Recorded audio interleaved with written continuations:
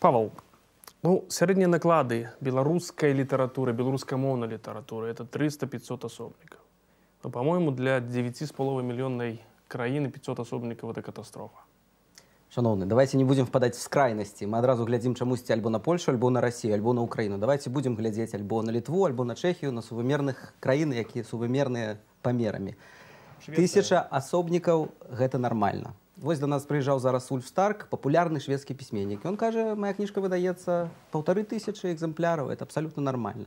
І таму самое важное не ўпадаць з крайнасці таго, што казаць, што беларусы не чытаюць па-беларуску, і казаць, што, як кажуць у дзяржаве, што беларусы все нормально, все чытаюць па-беларуску. Тут трэба глядзець пасярэдзіне прыблізна, праўда, Цяжка глядзець на такую колькасць накладу і казаць, што это нешта сярэдняе. Таму што фактычна ўсіх людзей можна змясціць у нашай студыі, ну амаль што чытачоў тых беларускіх кніг. Гэта не так. Чаму? Ёсць сектар людзей, якія чытаюць па-беларуску. Ёсць, я не ведаю, колькі там, 50 000, 100 000, нам не даведацца ніколі, таму што заўсёды это цяжка вызначыць, што такое беларускамоўнае, але ёсць процент людей, якія чытаюць па-беларуску. А паколькі іншых медыяў у нас па-беларуску вельмі мала, ну, дзякуючы, можа быць, вашаму каналу яшчэ, але, в прынцыпе, кніга это ёсць цэнтральным паняткам беларускасці. І яе чытаюць, кніжку чытаюць.